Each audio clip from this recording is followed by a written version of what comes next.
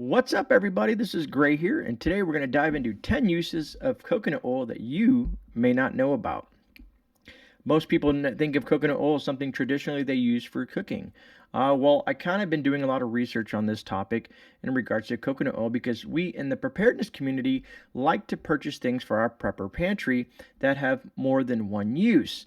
That being said, when you buy something, you have more than you can just use it for just cooking or whatnot. Let's say, for instance, something like honey. And I like to use local sourced honey and whatnot, but today we're focusing on coconut oil. Now, there's a couple brands that I use, and like I said, this is open to you, the brands that you decide to use, but I like to have the cold pressed virgin based coconut oil. And, to be honest with you, the main reason behind this is because uh, people want to know, well, what does virgin coconut oil mean? And basically, it's typically made with fresh coconuts, and the processing techniques can vary because it's usually not, it hasn't been bleached, it hasn't been deodorized or refined beyond what it is. It's all natural, that kind of stuff like that. Anyways, moving on. So I have the Simply Nature coconut oil. It is cold pressed and it's a virgin based coconut oil as well. And then also use the Nativa base. And you can find either one of these. I think this one I may have gotten from Aldi's, and this one might have been online. But just do your research before you go out and purchase coconut oil. And a lot of you folks out there are probably familiar with this stuff like that. And what I'm hoping to get out of this video is that to kind of give you some ideas of other things that you can possibly do with it that you may be unaware of. Some of them, I'm not going to go too far into each one, but if you're interested in the topics that I'm going through, I think I have anywhere from 8 to 10 of them in regards to, uses that you can use coconut oil for. You can kind of like research these topics individually. So that you can kind of either look up the recipes and how to do some of this stuff and stuff like that. And of course, if you always have questions, we can talk about it in the live stream tomorrow night, or just write them down in the comments and I'll respond, or email me, whatever works for you. All right, so moving on to the first one. I don't know if a lot of you folks out there have children or kids or whatnot, and they like to take crayons, and for some reason they love to write on the walls. Well, that being said, you can use coconut oil to remove that gunk off the walls. It surprisingly works very, very, very well. I was shocked to find this out, and I just had to share it with you, the community. And you can also use it, if I recall correctly. I'm trying to think. You mix baking soda with it, and you can get scuff marks and stuff like that off the floor as well. Baking soda, of course, has that little bit more of a grit to it, and mixed with the coconut oil, you can get scuff marks off the floor. So a couple uses right there. Second, you can, and some people use this for moisturizer in general on their hands and whatnot. But do you ever suffer, in the winter times or in a non-humidity kind of situation?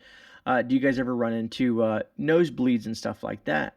So technically, you can take a little bit of this coconut oil and rub it right in the inside of your nose here, and it will help prevent nosebleeds to keep your nose nice and moisturized so it doesn't dry out. Number three, for me, is a awesome thing because what if this is all you have and you don't have access to traditional shaving cream? Well, believe it or not, folks, you can use you can use coconut oil for shaving cream. Now, what you want to do is just not just the coconut oil by itself. You want to add a little bit of shea butter in there. You kind of mix it up and fluff it up, and you can use that for shaving cream. And of course, it's going to also moisturize your face in that same process. So a win-win there. Now, moving on to a second part of this, or part four, I like to say, or number four, if we're going to keep track of the numbers and whatnot, right? But keeping on the whole process about your skin, it can soothe sensitive skin and also prevent chafing. Now, you can take coconut oil. I think it's coconut oil, arrowroot powder, baking soda, and lavender oil. You mix those all together, and you can make like a base, and you can use that for moisturizing your skin, especially if you have very sensitive skin and you don't like using the lotions out there in the market that have a lot of dyes and unnatural ingredients per se, right? And this is basically a all natural kind of lotion to prevent to moisturize your skin and prevent chafing. I don't know why I repeated myself, but I did. Anyways, moving on to number 5. You can also use coconut oil for a do-it-yourself bug repellent. And people are like, what do you mean bug repellent? How can you use coconut oil for bug repellent? Well, and I know some folks may say like, well, you're adding extra ingredients in this. But yeah, the base is coconut oil. And most of these things, these other ingredients, I would assume some of you folks have these in your pantry or whatnot. But anyways, moving on to the whole bug repellent and whatnot, is that you can combine coconut oil, and you can mix, let's say, peppermint oil in there. You can use citronella or lavender oil, or all three if you want to make, something strongly and very potent. But the smell in itself is very nice, and like I said, this will help keep bugs off you. And what I like about, again, with this is it's all natural. It's not some of that stuff. I don't know. I have DEET for a while because I live in Florida, so I use DEET. But if you look at the harmful chemicals associated with the amount of DEET that you put on your skin, you can burn your skin if you're using a specific amount of DEET that's like that 90% or 100% DEET. Something that I would not suggest for you folks to do. Moving on with that, we're going to move on to number 6. And that is, substituting. A lot of people like butter. All natural butter has some healthy fats in there. But if you want to just go a little bit healthier with it, you can use coconut oil in place of butter for, let's say, healthy cooking. And it's funny enough. I was talking to someone who actually consumes basically basically a spoonful of coconut oil on a daily basis, because he gets the MCTs out of it, which is your medium chain triglycerides, and he also gets an energy boost. It's a friend of mine that he kind of works out in the gym, and he uses these MCTs, and he uses it for the energy aspect of it. But again, like I said, you can use this to replace, in place of butter in some of your baking needs and ingredients and whatnot. So I think that's very beneficial as well. Now, moving on to number 7, this can come in handy for some folks that have a dry scalp situation. Do you have dandruff? Do you have issues with dandruff? And you can use coconut oil to prevent and help resolve dandruff issues, because it has a natural antifungal property to the coconut oil, which will also help moisturize the skin, and it uses antifungal properties to help resolve some of those issues. Now, like I said, everything in this list is not 100% foolproof, but why not give it a try? That's just the way I feel, especially if you want to go the most natural possible way that you can. All right, moving on to number 8, and I think, let me see, make sure, yeah, I'm on track here. Do you guys have pets? A lot of people always ask me in emails and on live streams in regards to, different types of things that we can do for our pets. Well, having coconut oil, outside of all the other uses I've already listed, you can use it to make a little pet treat, a very healthy pet treat. Basically, you can take coconut oil and peanut butter and make these little doggy treats. And if you do the research and you can see it, you can Google this stuff and find this information, but it improves overall skin and coat health, because it moisturizes their skin. It also can help with allergies due to emphysema.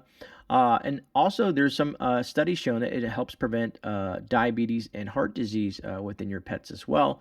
And funny, ironically enough, if you wanted to, you could probably consume it as well, because it's just peanut butter and coconut oil. So I think that's kind of cool.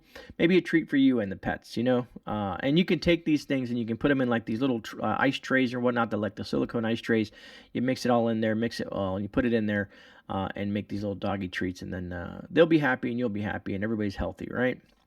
So moving on to number 9. I don't know if, like I said, back to the kids, folks. A lot of us do have kids, or grandkids, to say the least, right? And they get gum in their hair. And I know you've heard that old adage of using some, peanut butter, and some kids, rock around with the peanut butter in the hair for quite some time. But believe it or not, it's a lot easier to use coconut oil to remove gum out of the hair. Basically, you want to coat the gum that's stuck in the hair, very, thick, nice, thick, heavy coat around all the gum in the hair. And you want to wait a few minutes or so, and then, slowly slide that gum out. I think, having the coconut smell versus the peanut butter smell probably in the hair would probably be a little bit better, at least from my perspective, right? And number 10 is, it wasn't even something I was planning on talking about, but as I was researching this stuff, because I was curious of what other uses that I could find for coconut oil, and I plan on trying this evening, and I'll let you guys know in the live stream tomorrow night how it worked out. But technically, You guys remember that stuff that's called magic shell that you put on your ice cream? Basically, you squeeze it, and it's like as soon as it goes on your ice cream, you pull the ice cream out. It's nice cold ice cream. You squeeze that magic shell on there, and it's it turns into like a hard chocolate or semi-hard chocolate on there. Anyways, I've come to find out, and it blew me away, to be honest with you, that you can just take melted chocolate and coconut oil, mix the two together, and make your own magic shell chocolate syrup for your ice cream and whatnot. So I suggest give it a try and check it out and see if Grey is right or not, because I'll be finding out tonight myself.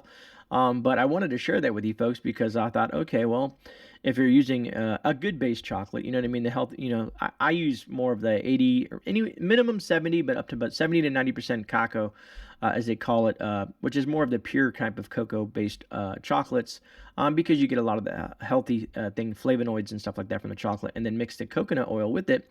So I have a healthy kind of treat with some ice cream. And now ice cream's not the healthiest, but hey, why can't we do something to make it semi-healthy, right? So other than that, that wraps up this kind of little quick video in regards to coconut oil and some of these uses that you may be able to use with it that you may not be aware of.